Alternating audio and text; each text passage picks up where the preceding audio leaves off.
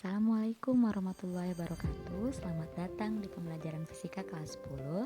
Kali ini saya akan membahas mengenai materi pengukuran. Pada saat melakukan pengukuran suatu besaran fisika, dibutuhkan alat ukur untuk mendapatkan data hasil pengukuran. Nah, alat ukur yang digunakan sangat variatif. Oke, kita langsung masuk saja materinya. Alat ukur yang pertama yaitu alat ukur panjang. Alat ukur panjang yang digunakan yang pertama adalah mistar. Nah, mistar sudah sangat sering kita gunakan dalam kehidupan sehari-hari. Nah, mistar ini punya satuan cm. Tingkat ketelitiannya yaitu 0,5 cm. Alat ukur panjang yang kedua adalah jangka sorong. Nah, seperti bisa kalian lihat di sini, ini merupakan alat jangka sorong. Nah, di sini jangka sorong ini dalam menentukan atau dalam melampirkan hasil pengukurannya menggunakan dua skala, yaitu skala utama ditambah dengan skala nonius. Tingkat ketelitian dari jangka sorong adalah 0,1 mm atau 0,01 cm. Nah, kita bisa lihat di sini adalah bagian-bagian dari jangka sorong, yaitu ada rahang atas ya. Ada rahang atas, lalu ada baut pengunci yang ini, dan yang ini adalah tempat di mana bendanya diletakkan, benda yang akan kita ukur. Lalu di sini ada skala nonius ya, ini skala nonius yang kecil ini, skala nonius. Lalu ada penggeser rahang ini untuk menggeser-geserkan dari rahangnya ya, rahang yang ini, rahang yang bawah. Lalu kemudian ada skala utama. Skala utama itu yang ini ya, yang dari 1 sampai 12 sampai 14 ya, berarti kalau yang ini sampai 14. Jadi yang ini adalah skala utama dan yang di bawahnya adalah skala noniusnya. Oke. Nah, nanti ketika kita menggunakan alat ukur, bendanya adalah disimpan di rahang yang bawah untuk mengetahui diameter luar, lalu untuk mengetahui diameter dalam menggunakan rahang atas, dan untuk mengetahui kedalaman suatu benda itu menggunakan ekornya gitu. Baik. Nah, bagaimana cara melampirkan hasil pengukuran menggunakan jangka sorong? Nah, kita perhatikan gambar di bawah ini ya, di layar. Di sini kita lagi menghitung diameter luar dari sebuah benda. Untuk melampirkan data hasil pengukurannya, yaitu kita harus tentukan terlebih dahulu skala utamanya berapa dan skala nonius atau verniernya berapa. Nah, skala utamanya yaitu kita lihat di sini ada gambar jari ya. Untuk skala utama kita yang ini skala utama ya. Kita lihat skala yang sebelum angka 0 yang di bawah. Di sini kan ada 0 ya yang ini. Berarti skala yang di atas yang sebelum angka 0 adalah yang ini. Ya kan? Nah, berarti kalau yang ini adalah 1,1 cm. Berarti skala utamanya adalah 1,1 cm. Lalu untuk skala vernier atau skala nonius adalah kita lihat garis yang berhimpitan antara skala nonius yang ini dengan skala yang atas. Jadi ada garis yang berhimpitan. Ternyata dari sekian garis ini, dari 0 sampai 10 ya, garis yang berhimpitan adalah angka yang ini. Nah, berhimpitan antara garis yang di atas dengan garis yang di bawah, berhimpitan. Nah, sehingga untuk skala noniusnya adalah 0,65 mm. Diambil dari mana? Nah, kita lihat.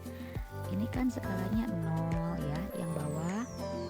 Ini 0, berarti kalau segini ada 0,5, 1, 1,5, 2, 2,5. Nah, berarti untuk yang ini ini 6,5 ya, karena yang ini kan berhimpitannya di sini ya. Berarti ini 0,65 ya. 0,65 mm gitu. 0,65 mm karena yang di atasnya satuannya dalam cm, kita rubah 0,65 mm adalah 0,065 cm. Sehingga untuk hasil pengukurannya kita jumlahkan skala utama ditambah dengan skala vernier atau nonius. 1,1 ditambah 0,065 hasilnya 1,165 cm. berikutnya alat ukur panjang. Yang ketiga adalah mikrometer skrup. Nah, alatnya seperti ini ya. Mikrometer skrup. Di sini keterusannya makin kecil, yaitu 0,01 mm atau 0,001 cm. Nah, semakin kecil nilai ketelitian suatu alat ukur, akan mendapatkan atau akan didapatkan hasil pengukuran yang lebih mendekati hasil yang sebenarnya atau mendekati ukuran yang sebenarnya. Nah, di sini ada bagian-bagian dari mikrometer skrup, ada rahang geser ya. Ini adalah bendanya yang akan diukur, ada skala utama. Skala utama yang ini ya, ada skala utama. Lalu yang ini skala nonius ya. Lalu kemudian ada rodanya, yang ini adalah untuk diputar-putar, ya ininya bagian diputar-putarnya ya. Lalu ada, kalau kita diperbesar, nah seperti ini ya. Skalanya ada 2 skala seperti di jangka sorong untuk mikrometer skrup. Ada skala utama, yang ini skala utama, dan yang ini skala nonius ya. Nah, baik, kita masuk ke contoh melampirkan hasil pengukuran menggunakan mikrometer skrup. Nah, menggunakan mikrometer skrup kita seperti jangka sorong ditambahkan skala utama dan skala noniusnya. Yang kita lihat, karena ini yang skala utamanya yang ini ya, skala utamanya yang ini, berarti kita lihat ini kan ada garis ya, ada garis yang ini. Nah, ini garisnya.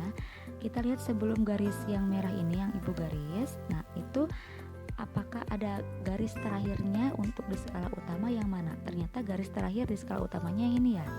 Nah, ini garis terakhirnya. Sehingga ini, karena ini garis terakhir sebelum garis merah yang panjang ini, itu berarti 13,5. Satuannya milimeter ya untuk mikrometer skrup. Berarti ini 13,5 mm.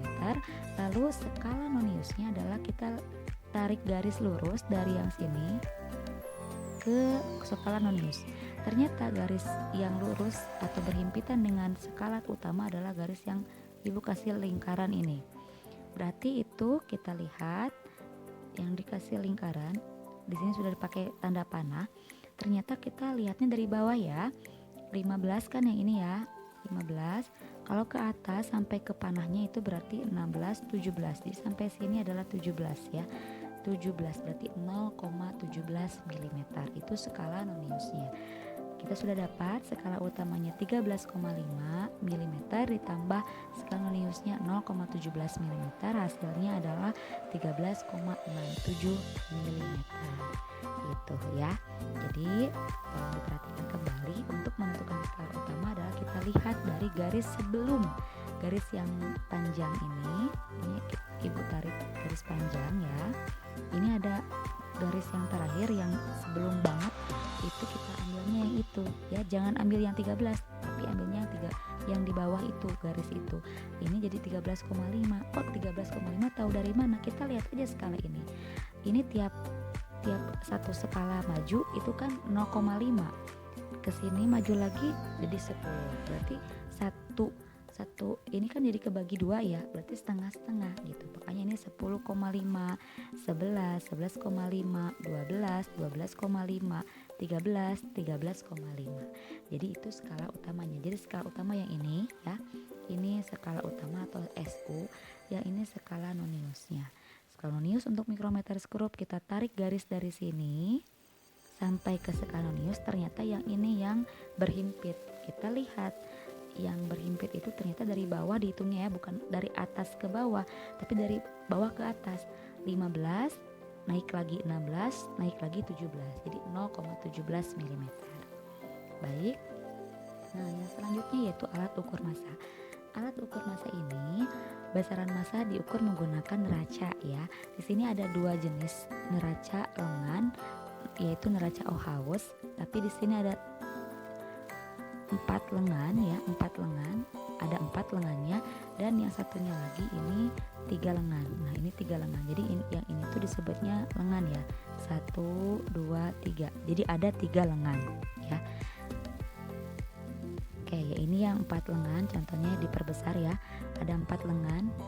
Ini 1, 2, 3, 4. Nah, ini tergantung dari bendanya gitu. Kita geser-geser sampai posisinya stabil antara yang di benda dengan yang di skala yang di sini, stabil gitu ya, tidak ada yang berat sebelah.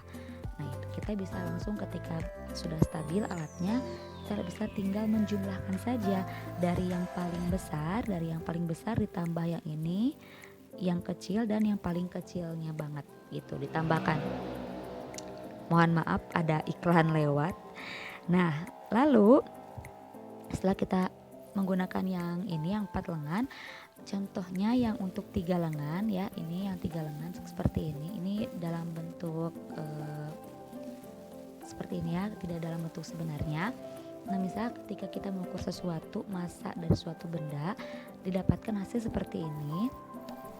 Ada yang menunjukkan angka 370 dan 5,4 ya. Nah, di sini yang 300 itu disebutnya lengan belakang, yang 70 disebut lengan tengah, dan yang 5,4 disebut dengan lengan depan. Kita tinggal menjumlahkan semuanya. Jadi 300 ditambah 70 ditambah 5,4, hasilnya adalah 375,4 gram ya. Satuan untuk neraca. Ini yang menggunakan neraca Auhaus 3 lengan ya. Nah, kemudian yang namanya pengukuran itu, apalagi kita sebagai manusia tempat salah, tempat lupa, sehingga pasti gitu ya, tidak mungkin dalam satu kali ukur mendapatkan hasil yang baik atau mendapatkan hasil yang sesuai dengan kenyataan. Tapi selalu ada kita mengalami kesalahan-kesalahan dalam pengukuran. Nah, kesalahan-kesalahan dalam pengukuran itu ada 3 jenis, ada kesalahan umum, ada kesalahan sistematik, dan ada kesalahan acak. Kesalahan umum itu yaitu kesalahan berdasarkan keterbatasan pengamat gitu ya. Nah, pengamat pada saat kapan? Pada saat melakukan pengukuran. Nah, kesalahan ini disebabkan karena pengamat biasanya membaca skala kecilnya kurang terampil gitu ya. Kurang terampil membaca skala paling kecil, kurang terampil menggunakan alatnya gitu kan. Atau bahkan alatnya yang digunakan gitu ya tidak dalam posisi yang lurus dengan pengamat gitu. Jadi kalau ketika menggunakan alat ukur diusahakan lurus antara mata pengamat dengan alat yang digunakan. Itu kesalahan umumnya gitu ya. Yang kedua, kesalahan pengukuran itu bisa berasal dari kesalahan sistematik. Kesalahan sistematik itu misalnya kesalahan dari alat yang digunakan, baik dalam bentuk error alatnya atau dari kondisi lingkungan yang bisa membuat alatnya menjadi tidak kondusif atau error gitu ya. Nah, misal dari kerusakan alat gitu ya, atau dari perubahan suhu juga bisa, atau dari kesalahan paralaks atau penentuan skala nolnya tidak tepat gitu. Jadi alatnya itu sudah tidak di nol lagi, posisi awalnya itu juga termasuk menjadi kesalahan sistematis gitu atau sistematik gitu. Lalu yang berikutnya adalah kesalahan acak. Kesalahan ini dikarenakan adanya fluktuasi atau goncangan dari sekitar pada saat kita melakukan pengukuran, misalnya di tempatnya bergetar gitu ya, tidak stabil, atau misalnya ada bisik atau radiasi, itu tergantung dari pengukurannya gitu. Nah, videonya sudah selesai. Semoga apa yang disampaikan bisa bermanfaat dan bisa dicerna dengan baik. Terima kasih sudah menonton videonya sampai selesai. Wassalamualaikum warahmatullahi wabarakatuh.